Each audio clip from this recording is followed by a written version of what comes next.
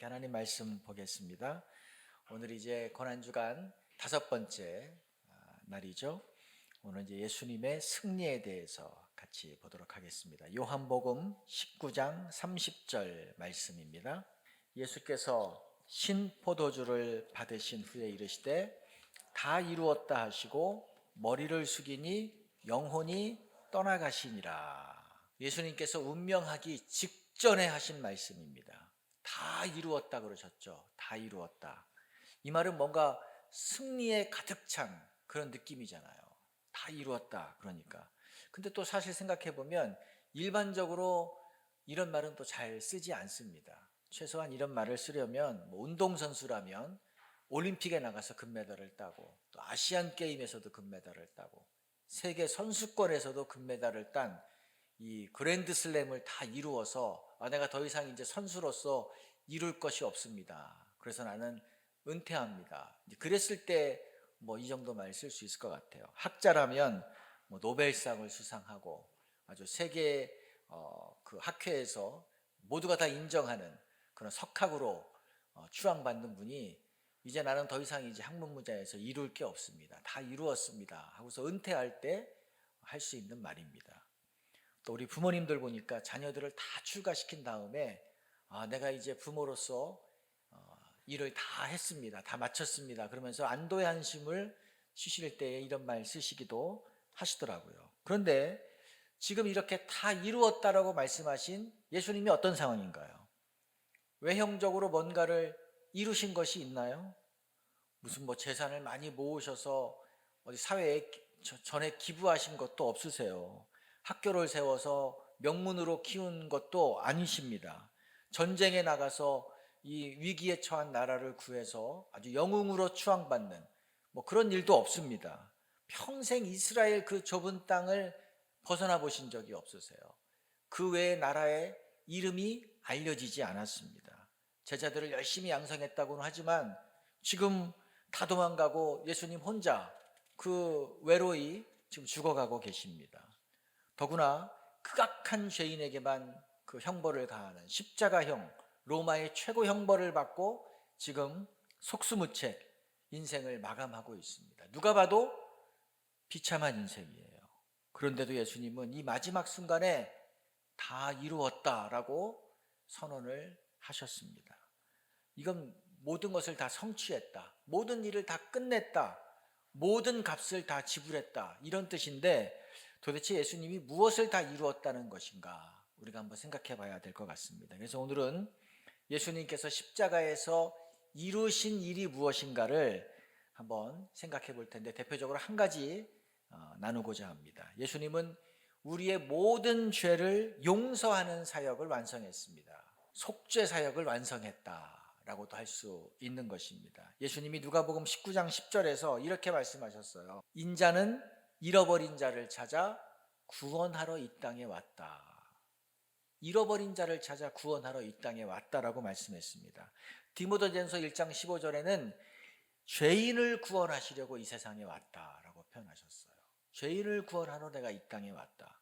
근데 예수님께서 왜 죄인을 구원하셔야만 하나요? 예수님이 왜 죄를 용서하셔야만 하는 건가요? 하나님이 이 세상을 창조할 때는 죄가 없었습니다. 완벽했어요. 그런데 아담이 하나님과의 그 언약을 어기고 선악과를 먹음으로 죄가 들어온 것입니다. 로마서 5장 12절은 이것을 이렇게 표현했어요. 한 사람으로 말미암아 죄가 세상에 들어오고 죄로 말미암아 세상에 사망이 들어왔나니 이와 같이 모든 사람이 죄를 지었으므로 사망이 모든 사람에게 왔느니라. 한 사람 아담으로 말미암아 죄가 들어왔습니다. 그래서 모든 사람이 다 죽음을 겪게 되었습니다. 이것은 육신만이 죽는 것이 아니라 그랬어요. 이것은 하나님과의 관계가 끊어지는 단절되는 영적인 죽음도 포함되는 것입니다. 그래서 죄인된 인간은 하나님의 진노를 받고 하나님의 심판을 받고 죽는 것입니다. 예외가 없어요. 그런데 사랑의 하나님은 죄인들을 궁일이 여기셔서 이 용서의 길을 하나 열어주셨잖아요. 그것이 뭐였죠? 구약의 제사제도였습니다. 인간이 죄를 용서받고 하나님과 교제할 수 있는 길을 열어주셨어요. 그러니까 제사는 죄인된 인간이 어떻게 하나님께 나아가는지를 우리에게 보여주는 겁니다. 제사 드리는 자는 어떻게 합니까? 이 자기가 제물로 드릴 그 양이나 소 이런 짐승들을 데리고 성전에 갑니다. 거기서 제물의 머리에 자기의 손을 얹고 안수를 해요. 그러면 자기의 죄가 이 제물에게 옮겨지는 것입니다. 이걸 전가라 그랬죠. 이것을 보시고 하나님은 죄가 짐승에게 옮겨진 것으로 여기시고 진노를 이 제물에다가 쏟으시는 겁니다. 진노를 이 제물에다가 쏟으시는 거예요. 제가 어릴 때 이 돼지 잡는 것을 몇 번 본 적이 있거든요. 얼마나 시끄러운지 몰라요. 이 돼지 멱 다는 소리 뭐 한다 뭐 그런 얘기 하는데 정말로 그렇습니다. 온 동네가 다 시끄러워요. 근데 또 이 돼지에서 나오는 피의 양이 이거 엄청나더라고요. 깜짝 놀랐습니다. 막 어른들이 양동이를 가지고 그거 받아내기에 막 급급하세요. 그래서 이 한 마리를 잡으면 뭐 처리해야 될 부산물들이 굉장히 많더라고요. 그러니까 돼지를 어디서 잡느냐? 물이 많은 곳에서 잡아요. 어디 냇가라든가 아니면 우물가 이런 데서 주로 잡습니다. 근데 구약 시대에 제사 드리는 광경을 한번 상상해 보세요. 뭐 어땠을까? 우리가 유교식으로 제사 드리는 것 이거하고는 전혀 달라. 유교식은 얼마나 깔끔하고 깨끗합니까? 아마 이 성소 주변은 피와 오물로 가득했을 거예요. 그 주변은 역한 냄새가 진동을 했을 겁니다. 우리나라는 이 동물의 피를 받아서 순대도 만들고 뭐 선지도 만들고 다 쓰잖아요. 근데 유대인들은 피를 먹지 않습니다. 그러니까 이걸 다 또 어디론가 흘려 보내야 됩니다. 이거 한 마리 두 마리 잡는 게 아니니까 또 매일 계속되니까 얼마나 그 양이 많겠습니까? 아마 그 주변은 다 오염됐을 거예요. 하나님께 죄 용서 받기 위해서 이 나온 사람들, 자기가 데려온 이 재물이 피를 흘려 죽어가고 불태워지는 것을 보면서 마음이 어떻겠어요? 내가 저렇게 죽어야 되는데, 내가 저렇게 피 흘려 죽어야 되는데 내 대신 죄 없는 죄물이 대신 죽는구나. 그러면서 굉장히 심경이 복잡했을 거예요. 저도 한번 양을 잡아본 경험이 있다고 제가 얘기했죠. 2012년, 13년도 그때쯤인데 제가 이제 양을 잡는 일에 이 구약 시대의 제사를 재현하는 그 일을 하는데 제가 양 잡는 일에 자원을 했습니다. 뽑혔어요. 이거 한번 해보고 싶더라고요. 지금 안 해보면 평생 못 해볼 것 같아요. 근데 한 2주 정도 전부터 새끼 양을 한 마리 가져와 가지고 저보고 기르래요. 그러니까 먹을 것을 매일 주래요. 식당 앞에 메워놓고 이제 아침, 점심, 저녁으로 가서 먹을 것을 주는 거예요. 또 중간에 또 가가지고 풀도 주고. 처음에는 양이 막 도망갑니다. 묶어놨는데. 근데 제가 매일 가서 이제 이렇게 먹을 거 주니까 나중에는 이제 뭐 제 주위에도 오고 눈도 맞추고 이래요. 약간 이제 정이 들어가요. 귀엽기도 하고. 그러다 보니까 저는 이 양의 운명을 알잖아요. 그러니까 이게 얘는 조금 2주 후면 날짜가 잡혀 있고 그때 얘는 죽는데 그 생각을 하니까 밥이 안 넘어가더라고요. 그래서 본의 아니게 금식을 하게 됐어요. 그러면서 이 마음이 점점 다가올수록 무거워집니다. 야, 나는 이 바퀴벌레보다 더 큰 거는 죽여본 적이 한 번도 없는데 이거 양을 진짜로 칼을 잡고 죽여야 된다니 걱정도 되고 염려도 되고 이러면서 좀 뭔가 좀 깨달아야 되는데 그런 마음도 있고 기도했어요. 근데 이제 양을 잡는 날이 됐는데 이제 뭐 정말로 칼을 가져다가 목에 갖다 대도 미동도 안 하더라고요. 눈만 멀뚱멀뚱 쳐다보면서 저를 쳐다봐요. 칼이 쑥 들어갔는데도 비명 하나 지르지 않아요. 숨통이 끊어졌는데 심장 소리만 박동박동하고 점점 피 흘리고 이제 죽어가는 거예요. 와, 그 느낌이 저는 손에 아직도 있어요. 근데 굉장히 막 그 심경이 복잡하더라고요. 이제 끝나고 이제 막 양털을 벗기고 이제 어린 양이니까 이제 저쪽에서 막 구워 먹겠다고 또 파티를 열었어요. 저는 그 근처에 가기도 싫더라고요. 그래서 저는 혼자 밥을 굶고 저기 나무 밑에 가서 조용히 있었습니다. 야, 양 한 마리 잡는 게 이게 보통 마음에 부담이 되는 일이 아니구나 느꼈습니다. 자, 그런데 이 매일 제물을 가지고 나와서 지금 이 피해 제사를 드린 이 사람들은 마음이 어떨까요? 죄의 결과, 죄의 값이 얼마나 무서운지를 이들이 느꼈을 겁니다. 죄에 대한 하나님의 진노, 하나님의 심판이 얼마나 엄중한가를 그들은 느꼈을 거예요. 죄에 대한, 죄는 피로서만, 피 흘림으로써만 죄는 사함을 받을 수 있구나.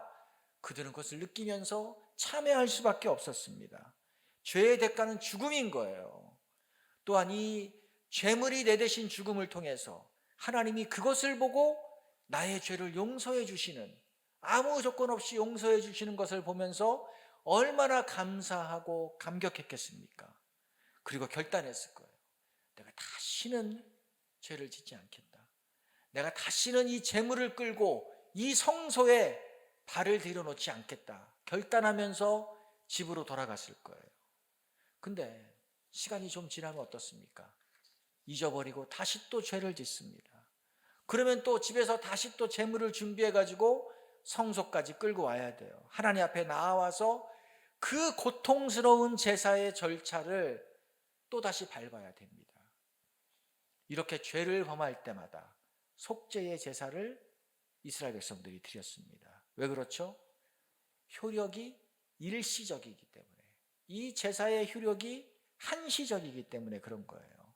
히브리서 10장 4절을 한번 읽어봅시다. 이는 황소와 염소의 피가 능히 죄를 없이 하지 못함이라. 황소와 염소의 피가 능히 뭐라고요? 죄를 없이 하지 못한다. 그러니까 죄를 지을 때마다 반복해서 같은 제사를 드릴 수밖에 없었죠. 또 이 제사의 능력에 대해서 히브리서 10장 11절은 이렇게 얘기합니다. 제사장마다 매일 서서 섬기며 자주 같은 제사를 드리되 이 제사는 언제나 죄를 없게 하지 못하거니와.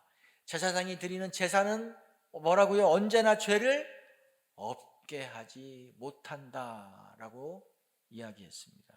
그러니까 하나님은 이스라엘 백성들이 이렇게 반복해서 제사를 드리는 것을 통해서 무엇을 말씀하시는 겁니까? 그들이 무엇을 보기 원하신 거예요? 너희들이 드리는 지금 이 제사는 불완전하다. 완전한 제사가 필요하다. 이 말씀을 하시는 거예요. 그런데 언젠가는 하나님의 진노를 단번에 영원히 만족시킬 제사가 드려질 것이다. 완전한 제물 대신 메시아가 올 것이다. 그때 완전한 제사가 드려질 것이다. 그러니까 이들이 그 제사를 소망하고 그 제사를 기다리는 거죠. 그런데 이것이 십자가에서 일어난 거예요. 이 제사가 십자가에서 일어났습니다. 한번 12절 읽어보겠습니다. 오직 그리스도는 죄를 위하여 한 영원한 제사를 드리고 하나님 우편에 앉으사. 잘 보세요. 그리스도는 죄를 위하여 무슨 제사를 드렸다고요? 한 영원한 제사. 이 말은 한 번에, 단번에 영원한 효력이 있는 제사를 드리셨다는 거예요. 예수님이 십자가에서 드리신 제사는 한 번에, 단번에 영원한 효력이 있는 제사. 이스라엘 백성들이 구약시대에 드린 제사는 반복해서 드려야만 했습니다. 효력이 영원하지 않고 일시적이고 제한적이었어요. 자, 예수님의 제사에 대해서 이사야는 이렇게 얘기합니다. 이사야서 53장 6절. 우리는 다 양 같아서 그릇 행하여 각기 제 길로 갔거늘 여호와께서는 우리 무리의 죄악을 그에게 담당시키셨도다. 예수님을 지금 가리키는 거예요. 하나님이 십자가에서 우리의 모든 죄를 누구에게 담당시키신 거예요? 예수님에게 담당시키셨다. 전가시키셨다. 마치 이 제물을 드리는 자가 양이나 소에게 안수할 때에 그의 죄가 그 제물에게 옮겨가듯이 예수님께 우리의 모든 죄가 옮겨간 거예요. 전해진 거예요. 베드로전서 2장 24절. 친히 나무에 달려 그 몸으로 우리의 죄를 담당하셨으니 이는 우리로 죄에 대하여 죽고 의에 대하여 살게 하려 하심이라. 그가 채찍에 맞음으로 너희는 나음을 얻었으니 친히 나무에 달려서 예수님이 친히 십자가에 달리셔서 그 몸으로 예수님의 몸으로 우리의 죄를 뭐 하셨다? 담당하셨다. 그러니까 십자가에 달리신 예수님은 그냥 자기의 죄 때문에 달리신 것이 아니라 로마의 형벌을 받고 달리신 것이 아니라 우리의 죄를 담당하시는 제물이 되신 거예요. 우리가 받을 죄와 우리의 받을 죄의 형벌이 누구에게 옮겨진 거예요? 예수님에게 옮겨진 것입니다. 그래서 우리에게는 더 이상 죄가 없어요. 십자가에서 완전한 제사, 완전한 죄사함의 속죄가 이루어졌습니다. 그래서 예수님께서 다 이루었다라고 선언하신 거예요. 다 이루었기 때문에 지금 우리가 이 구약시대의 동물의 피 흘리는 제사를 드리지 않잖아요. 완성하셨기 때문에 그런 것입니다. 베드로전서는 이거를 이렇게 설명했습니다. 1장 18절 19절 너희가 알거니와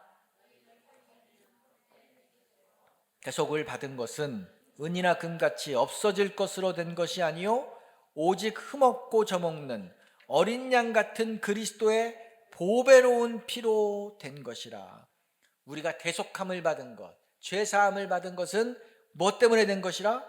그리스도의 보배로운 피로 인해서, 그리스도의 보배로운 피 때문에 우리가 죄사함을 받았다라고 이야기하는 것입니다.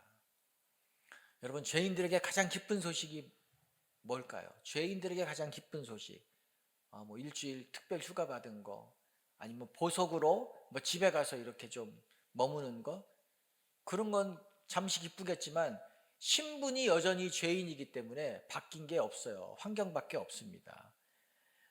죄인에게 가장 기쁜 소식은 무죄 선고받은 거예요. 그렇죠? 무죄 선고받은 것입니다. 재판관이 죄인에게 사형 선고를 내리는 순간 그때부터 이 죄인은 죽음 아래 있게 되는 것입니다. 당장 사형 집행은 되지 않아요. 당장 사형 집행은 되지 않을지라도 선고가 내려지는 순간부터 죽음 아래 있는 것입니다. 이 교도소에 보니까 사형수들은 명찰이 다르더라고요. 명찰이 빨간색인가 이렇게 구별되게 만들어 놨어요.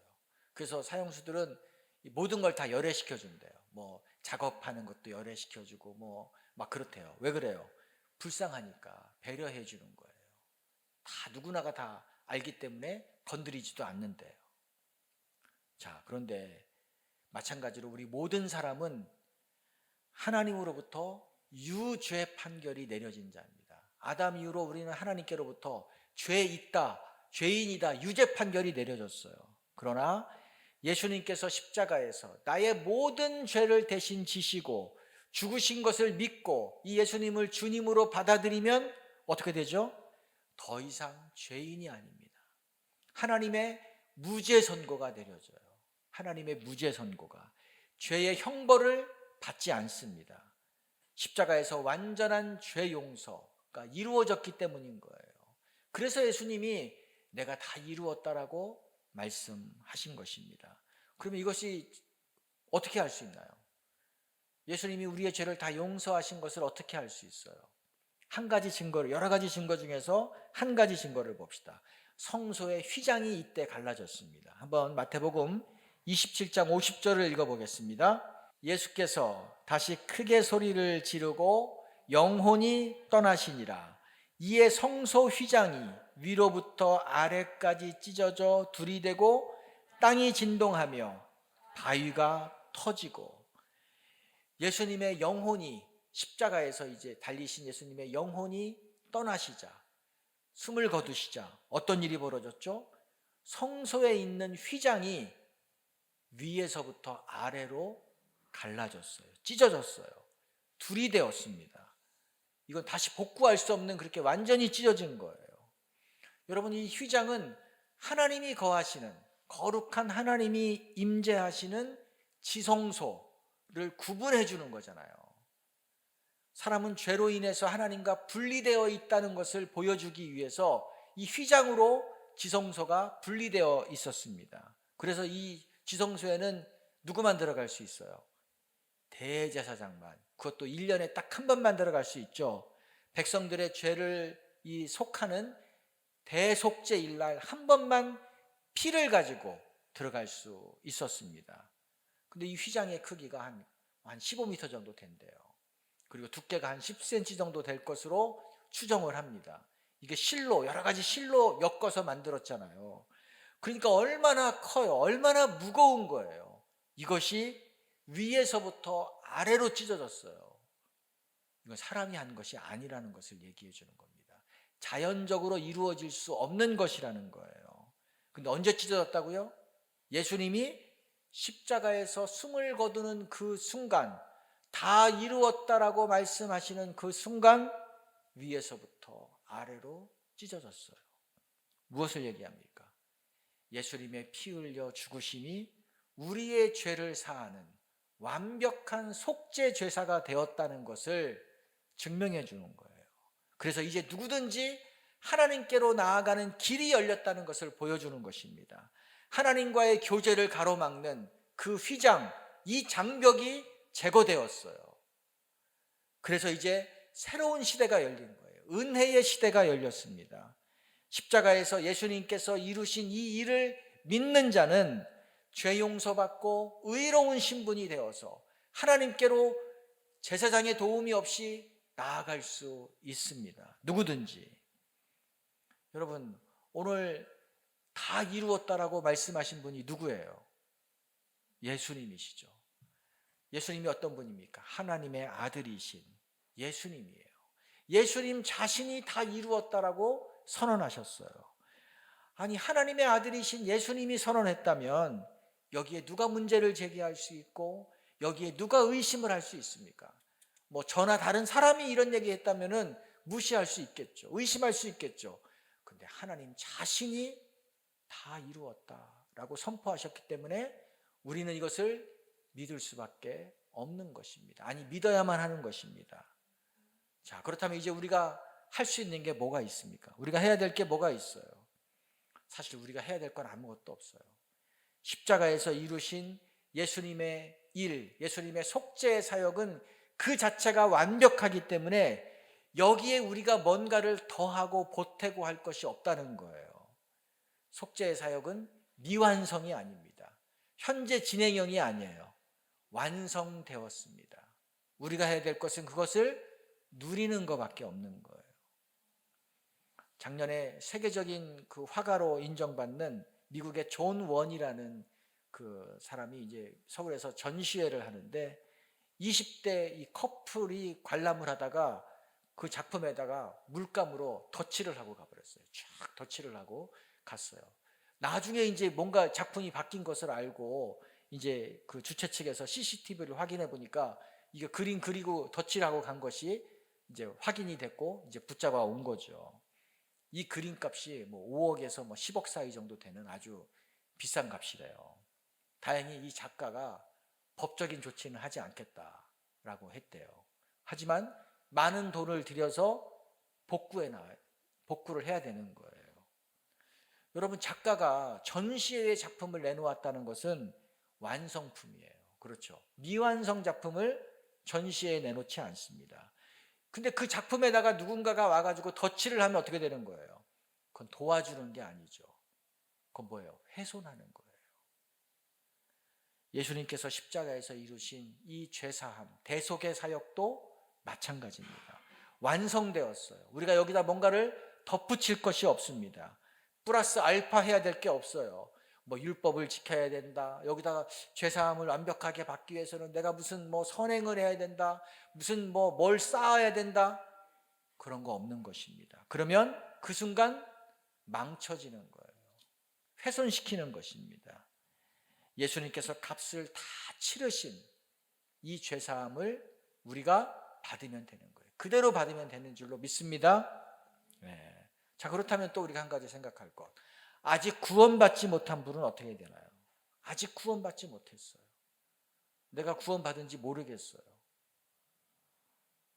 빨리 내가 죄인임을 인정해야죠. 하나님이신 예수님께서 나의 죄를 대신해서 십자가에 죽으셨다는 것을 마음으로 받아들여야 됩니다. 그러면 나의 죄가 아무리 태산처럼 크고 높고 주홍같이 붉을지라도, 누구도 해결할 수 없을 만큼 깊을지라도 양털같이 깨끗하게 사해 주실 것입니다. 용서해 주십니다.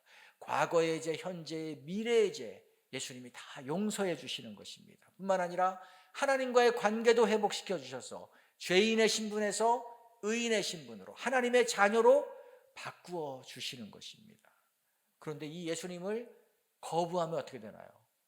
아무 일도 일어나는 것이 아니에요. 끝이 아닙니다. 이 예수님을 거부하고 계속 살아가면 죄인으로 살면서 죄의 심판, 형벌을 받게 됩니다. 영원한 죽음에 이르게 되는 거예요. 우리가 앞에서 예수님이 3시간 동안 십자가에서 암흑 가운데 달리신 것을 우리가 보았죠. 그때 이 암흑의 3시간을 통과한 후에 무슨 말씀하셨습니까? 내가 목마르다 라고 말씀하셨어요. 암흑이라는 것은 하나님의 진노, 하나님의 심판을 받는 것을 상징하는 것인데, 예수님은 3시간 동안 하나님의 진노 아래 있으시면서 견딜 수 없는 육체의 고통, 영적인 고통을 받고 목마르다라고 외치셨어요. 그런데 이 예수님을 믿지 않으면, 이 예수님을 받아들이지 않으면 하나님이 안 계신 이 지옥의 불못에서 영원히 거해야만 되는 것입니다. 누가복음 16장 24절 한번 읽어봅시다. 예수님이 비유로 말씀해 주셨어요. 불러 이르시되 아버지 아브라함이여 나를 긍휼히 여기사 나사로를 보내어 그 손가락 끝에 물을 찍어 내 혀를 서늘하게 하소서. 내가 이 불꽃 가운데서 괴로워하나이다. 예수님은 3시간 동안 그 진노를 받았는데도 예수님이 비유하신 이 부자가 이 땅에 잘 살다가 이제 그 지옥의 불못에 들어갔습니다. 얼마나 고통스럽던지. 뭐라고 얘기해요? 나사로는 거지처럼 자기가 말도 꺼내지 않아, 자기가 사람 취급도 하지 않은 그런 사람이었는데, 이 나사로는 주님 나라에 갔어요. 그 나사로에게 부탁을 해서 좀 물 한 방울만 찍어서 내 혀에 묻혀 주십시오. 그걸 요청하는 거예요. 얼마나 고통스러우면 이런 요청을 했겠습니까? 자기 자존심 다 내려놓는 거잖아요. 그런데 어떻게 합니까? 도와줄 수가 없었어요. 왜요? 기회는 오직 이 땅에서밖에 없기 때문에. 이 땅에서밖에 없는 거예요. 그러므로 예수님을 구주로 받아들이지 않으시는 분들은 빨리 예수님을 구주로 받아들여야 됩니다. 나의 구원자와 나의 주님으로 받아들여야 돼요. 믿어야 돼요. 그러면 하나님의 풍성한 생명을, 영원한 생명을 얻는 것입니다. 마지막으로 예수님의 십자가를 통해, 그러면 죄사함의 은혜를 얻은 우리는 어떻게 됩니까? 우리는 어떻게 되나요? 우리는 날마다 십자가를 바라봐야 됩니다. 답시다. 날마다 십자가를 바라봐야 된다. 왜 그런가요? 이 십자가에 하나님의 모든 것이 들어있어요. 이 십자가에 하나님의 사랑이 다 담겨져 있습니다. 그래서 내 안에 십자가를 바라봄으로 이 십자가가 선명하면 선명할수록 이 땅의 것들이 시시해집니다. 내가 전부라고 생각했던 것들이 얼마나 허무한 것인지를 알게 돼요. 내가 대단하다고 자부하고 자랑했던 것들이 십자가 앞에 서면 그것이 헛것이구나 하는 것이 진위가 판별이 됩니다. 십자가를 바라봐야만이 내가 받은 이 죄사함, 내가 받은 이 구원이 거저 받은 것으로 끝나지 않고 이것을 그냥 가볍게 생각하지 않습니다. 나를 하나님과 화목시키기 위해서 주님이 겪으신 이 고난을 생각할수록 나는 이제 세상과 멀어져요. 세상을 짝하며 살지 않게 되는 것입니다. 피 흘리기까지 죄와 싸울 수 있어요. 죄와 멀어지는 방법은 십자가를 바라보면 바라볼수록 죄와 나는 멀어지는 것입니다. 그래서 십자가를 바라보는 사람은 모든 것이 하나님의 은혜입니다 라고 고백할 수밖에 없어요. 모든 것이 주님의 것임을 인정하게 됩니다. 주님이 나를 위해서 생명까지도 내어주셨기 때문에 나도 이제 주님을 위해서 무엇을 드릴까? 이것이 그의 관심사예요. 내가 주님을 위해서 무엇을 해드릴 수 있을까? 이것이 그의 고민의 주제가 되는 것입니다. 그래서 나의 생명도 주님께 드리고 나의 마음도 주님께 드리고 나에게 주신 은사도 주님을 위해서 드리고 나에게 주신 시간도 주님께 가장 먼저 올려드리는 것입니다. 모든 것이 주님의 것이오니 주님께 온전히 드리겠습니다라고 헌신하게 되는 것입니다. 십자가 앞에 있을 때만 이것이 가능한 일이에요. 그리고 주님을 닮아가는 삶을 추구하죠. 주님을 배워가는 삶을 추구합니다. 그 길이 힘들고 때로 어렵고 유혹이 많을지라도 십자가를 지고 주님을 따라가는 제자의 삶을 살아가게 되는 것입니다. 그래서 세상과 나는 관대없고 오직 구속한 주만 보이로다. 세상과 나는 관대없고 구속한 주만 보이로다라고 찬송하는 삶이 되는 것입니다. 몸이 좀 아파도 감사할 수 있어요. 그러면 조금 내가 생각한 대로 일이 되지 않아도 십자가를 바라보는 사람은 조급해하지 않습니다. 감사할 수 있습니다. 내가 좀 가난해져도 삶이 위축돼도 쪼그라들어도 낙심하지 않아요. 감사할 수 있어요. 힘들지만 감사합니다. 실패해도 감사할 수 있어요. 비난을 받아도 그거를 힘들지만 이겨나갈 수 있습니다. 십자가를 바라보는 사람만이 가능한 거예요. 목사도 마찬가지예요. 제가 십자가를 놓치면 엉뚱한 거 붙잡게 됩니다. 다른 것을 구하고 다른 것을 찾게 돼요. 근데 사단은 끊임없이 우리가 십자가를 바라보지 못하도록 유혹합니다. 우리의 시선을 흔들어 놔요. 왜? 십자가 바라보지 않으면 우리는 중심을 잃고 넘어지거든요. 이스라엘에 성지순례를 간 적이 있었는데 마지막에 예수님이 십자가를 지고 걸어가신 그 길을 이제 그대로 따라서 올라가는 그런 여정이 있었습니다. 그 길을 그대로 따라 올라가요. 그러면 이제 거기에 다 표지가 다 있어요. 여기는 예수님의 첫 번째 장소, 두 번째 장소 쫙 올라가요. 그런데 그 길이 골고다 언덕길이 지금은 복잡한 시장이에요. 굉장히 복잡한 시장이에요. 근데 가기 전에 가이드가 얼마나 겁을 주는지 모릅니다.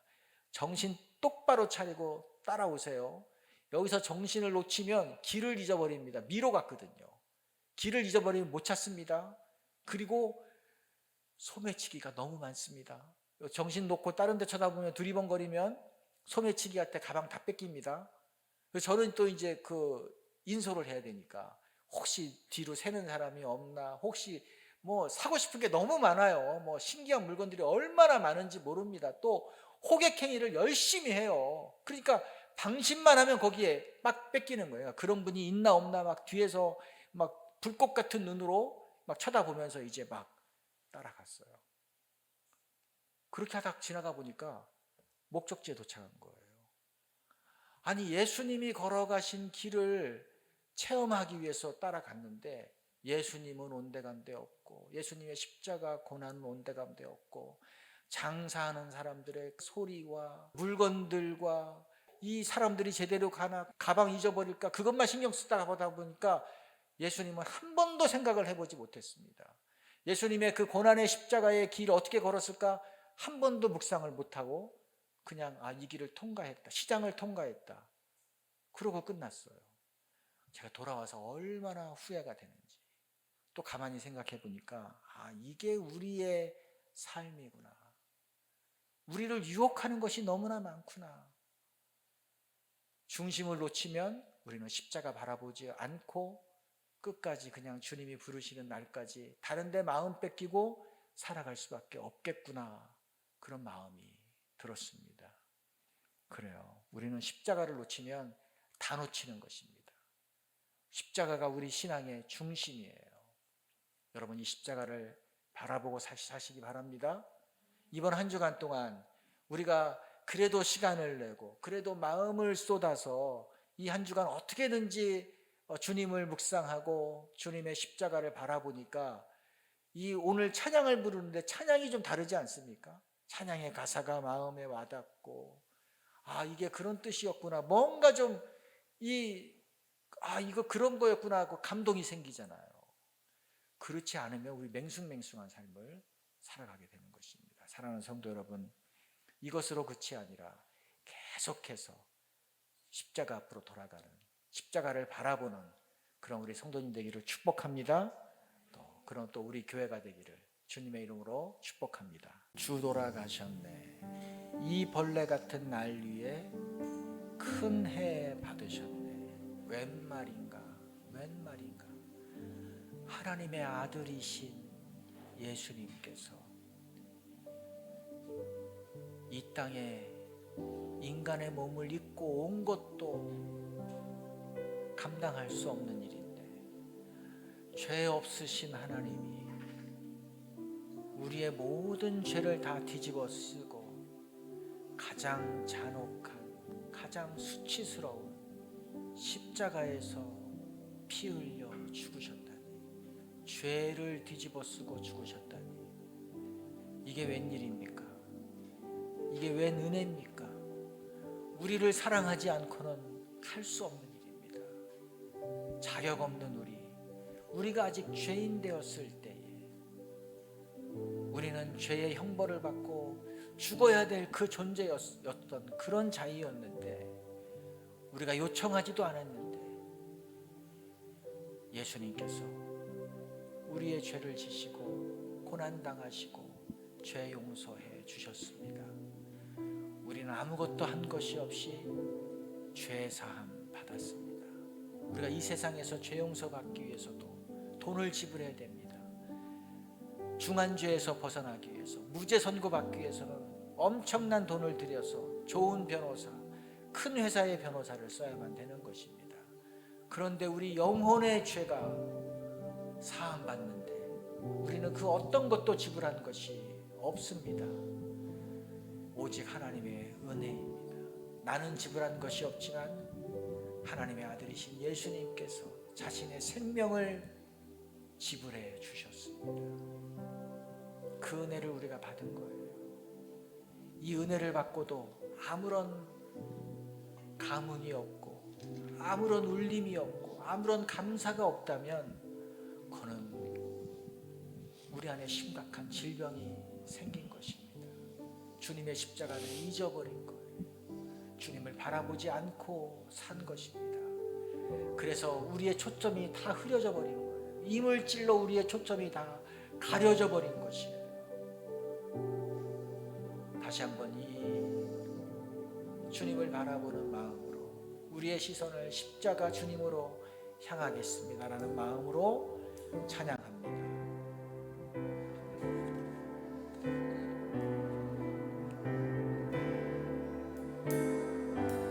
웬 말인가, 웬 말인가 날 위하여 주 돌아가셨나.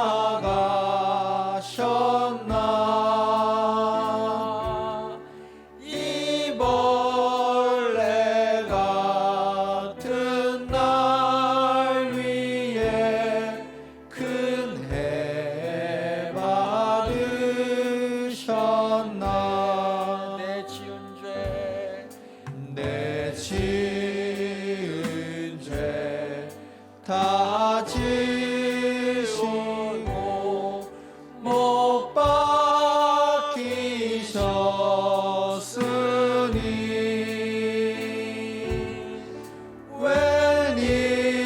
웬일인가 웬 은혜인가 그 사랑 크셔라. 주 십자가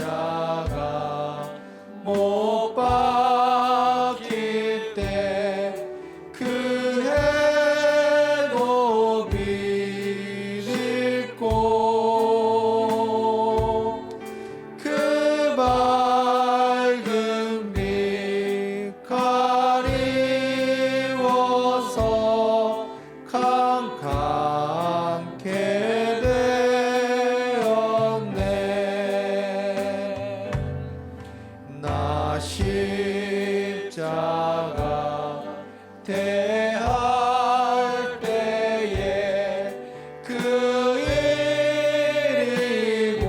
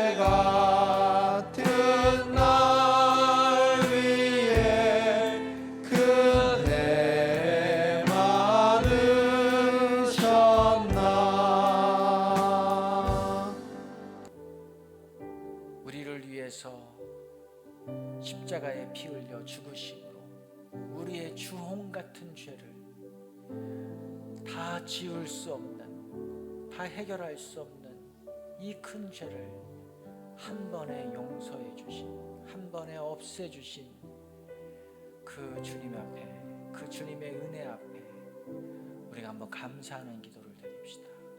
주님 감사합니다. 죄 용서의 은혜를 주셔서 감사합니다. 또 그런데 그 주님의 은혜 앞에 또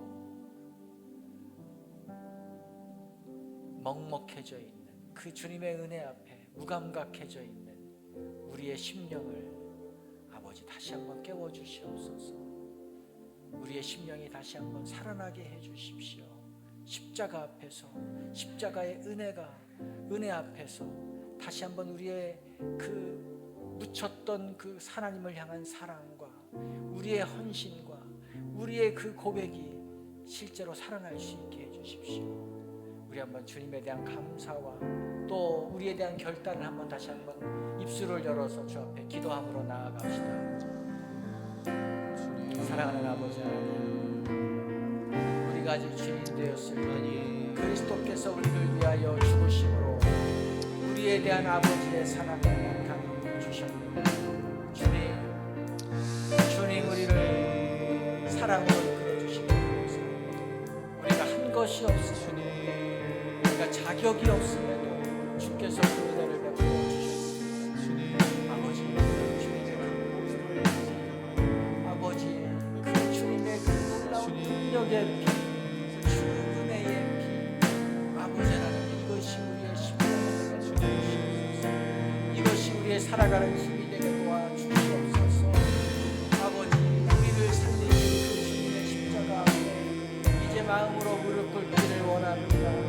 이 십자가 앞에 무디어진 심령들을 깨우쳐 주시옵소서. 갑옷과 같이, 철갑을 든 것과 같이 하나님 딱딱해진 우리의 심령을 다시 한번 깨뜨려 주시기를 원합니다. 하나님, 우리의 각질 같은 것들이 제어되게 도와주시옵소서.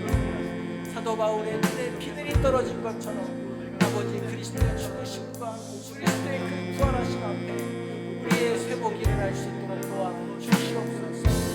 주님, 우리의 이 각박까지 심령을 주 앞에 회개합니다. 아버지여, 우리의 이 각박까지 심령을 주 앞에 자백합니다. 주님, 우리를 회복합니다.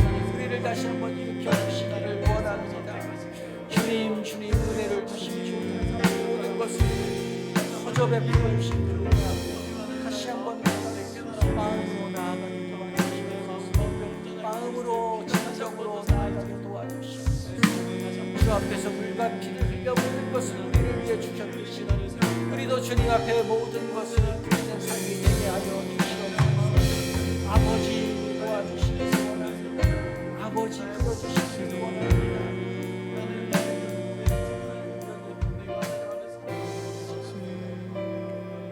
악한 사단은 끊임없이 우리의 시선을 분산시킵니다. 십자가를 바라보지 못하게 하고 십자가의 소리를, 십자가의 정신을, 십자가의 복음을 다 안다라고 얘기하게 하고 식상하다고 얘기하고 듣기를 거부합니다. 그래서 우리가 엉뚱한 것에 마음을 쏟게 하고 엉뚱한 곳에 시간을 쏟게 하고 입술로는 주님을 찾지만 마음은 다른 것을 섬기게 만드는 것입니다. 결국 그래서 십자가를 지고 주님을 따라가는 자가 아니라 십자가를 등지고 거꾸로 살아가는 내가 주인 된 삶을 살아가게 만드는 것입니다. 다시 한번 우리가 결단할 때에 주님, 이제 이 십자가만을 바라보겠습니다.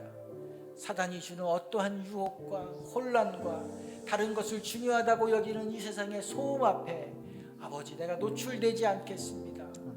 아버지, 우리의 시선을 주 앞에 고정하겠습니다. 마음을 주 앞에, 주의 십자가 앞에 고정하겠습니다. 복음 외에는 다른 것을 듣지 않기로, 알지 않기로 결단하겠습니다. 주님, 우리의 마음을 고정시켜 주시옵소서.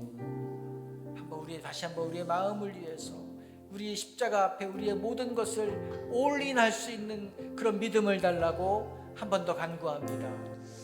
사랑하는 아버지 하나님, 십자가 앞에 우리의 마음과 생각과 모든 것들을 주 앞에 쏟습니다. 아버지 하나님의 돌아보며 십자가를 하나님 이 우리의 세상에 목숨과 구한 우리의 이 세상에 목숨과 좋은 하나님 우리 아버지 세상의 이 어떠한 세상에 잘 다른 되는 기회 것을 보이는 쫓아서 것보다 나아갔습니다. 주님의 십자가를 가장 주님 사랑하기로 그렇게 했던 것들을 결정합니다. 용서하여 주시옵소서. 하나님 십자가가 없으면 우리가 아무것도 아님을 주님 주님 그렇게 했던 기억합니다. 것들을 회개하오니 하나님 우리가 아버지, 주님의 십자가를 따라가게 하여 주시옵소서. 이제는 아버지 하나님 하나님 세상의 것을 우리가 쫓아가지 주님의 않겠습니다. 십자가를 더욱더 이제는 세상의 기억하고 것들을 사랑하게 하여 사랑하며 가지 주시옵소서. 않겠습니다. 이제는 세상의 하나님 우리가 것들을 주님의 추구하며 살지 십자가만을 않겠습니다. 목표로 삼고 오직 주님만을 따라가며 주님의 십자가만을 사랑하며 살아가게 하여 우리의 주시옵소서. 시선을 정결케 하시고 하나님 우리의 마음을 주님께 올려드립니다. 주님께 바쳐드립니다. 악한 주님께 사단이 충성합니다. 그런 아버지 주님 십자가를 지고 주님을 따라가기로 결정합니다. 우리의 모든 마음과 우리의 모든 시선이 주님의 십자가를 향하게 하여 주시옵소서. 하나님 주님의 십자가가 우리의 능력임을 기억합니다. 하나님 십자가가 우리의 복음이 되고 우리의 생명임을 기억하옵소서. 주님의 십자가만을 따라가며 주님의 십자가만을 의지하며 나아갑니다. 예수님 주님 십자가를 더욱더 예수님이 우리를 위해서 흘려주신 피는 그냥 흘린 피가 아닙니다. 보배로운 피라 그랬습니다. 보혈이라 그랬습니다. 왜냐하면 그 피로 인해서 우리의 죄가 용서받았기 때문에 사함받았기 때문입니다. 피 흘림이 없으면 사함이 없다 그랬는데 예수님이 피 흘려 죽으시지 않았다면 우리는 영원한 죄인으로 영원히 유죄 판결을 받은 죄인으로 그리고 영원한 형벌 가운데 영원한 불못 가운데 들어가서 살 수밖에 없는 그런 가장 비극적인 인생이었는데 피 흘리심으로 우리가 하나님의 자녀가 되고 하나님과 교제하며 풍성한 삶을 누리게 되었습니다. 그러므로 우리가 하나님을 찬양할 수밖에 없는 것, 이 보배로운 피를 우리는 흠모하며 높일 수밖에 없는 것입니다. 우리가 한번 이 찬양을 합시다. 예수 나를 위하여 십자가를 질 때 이런 일이 나에게 일어났습니다. 믿음으로 고백합니다.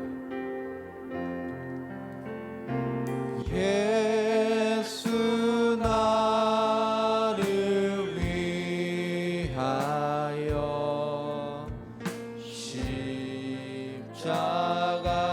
십자가를 질 때 세상 죄를 지시고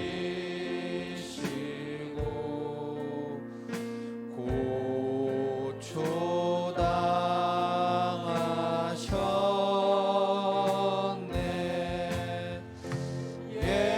예수여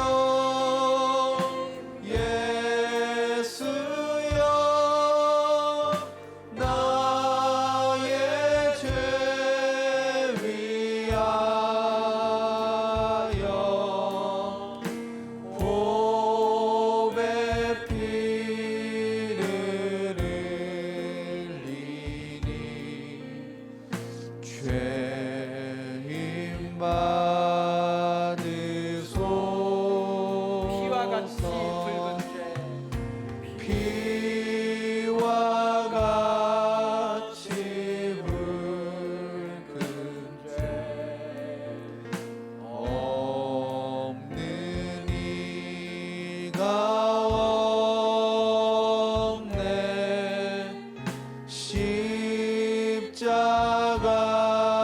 십자가의 공로로 눈과 같이 되네. 예수여 예수여 나의 죄 위하여 보배 피를 흘리니 죄인 받으소서.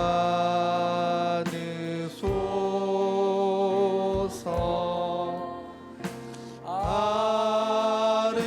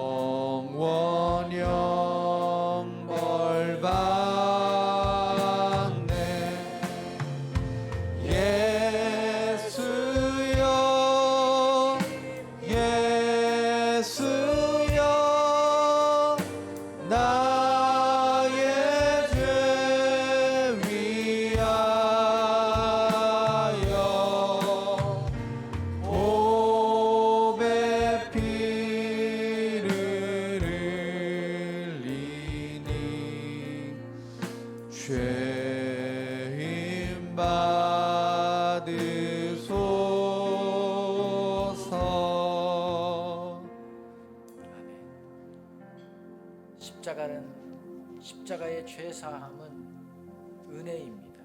은혜로 주신 거예요. 그러나 이 예수님을 거부하면 그냥 끝이 아닌 것입니다. 십자가의 예수님을 나의 구원자로, 나의 인생의 주인으로 받아들이지 않으면 이제 죄인으로서 죄의 심판, 죄의 형벌을 받고 영원한 죽음에 처합니다. 그 예수님도 3시간 그 암흑의 고통을 겪으시면서 몸과 영혼이 피폐해지셨습니다. 견딜 수 없으셨어요. 그러나 이것을 3시간이 아니라 영원히 성경이 말하는 지옥의 불못에서 살아간다면 어떨까요? 그 고통은 견딜 수 없는 것입니다. 그것보다 비참한 인생이 없는 것입니다. 그러므로 예수님을 구주로 영접하지 않으신 분이 있다면 이 시간 예수님을 나의 구원자로, 나의 죄를 용서해 주시는 분으로 내가 믿습니다. 입술로 고백하시기 바랍니다. 또 우리 주변에, 내 주위에 아직도 주님을 영접하지 못해서 살아가고 있는 우리 지체들이 있습니다. 영원한 형벌은 리얼입니다. 실제입니다. 우리가 입술을 열어서 하나님, 우리가 그 지체가 이대로 살아가지 않게 도와주십시오. 이 십자가의 죄사함의 은혜를 받아들일 수 있도록 주님 그 영혼을 붙잡아 주십시오. 마음을 다시 한번 흔들어 열어주시옵소서. 제가 사랑으로 섬기고 입술로 전할 때에 하나님 이 십자가가 믿어지는 은혜를 내려주시옵소서. 성령이 아니고서는 할 수 없사오니 성령 하나님, 우리 그 지체에게 주님을 영접할 수 있는, 받아들일 수 있는 하나님 믿음을 부어주시옵소서. 우리가 같이 기도하겠습니다. 이 십자가의 은혜의 복음을 알지 못해서 하나님 주님의 은혜 안에 들어가지 않는 하나님 눈 멀고 하나님의 사랑이 아직 느껴지지 않다라고 그들이 이대로 죽어가면 안 되겠습니다. 하나님 주님의 십자가를 경험하게 하여 주십시오. 아버지, 주님의 십자가의 사랑을 경험하여 심정으로 다가가게 하나님 그들이 지옥의 불못으로 하나님을 믿게 하나님과 하여 교제가 주십시오. 끊어진 단절된 예수 그리스도의 십자가의 은혜를 경험하게 하여 주십시오.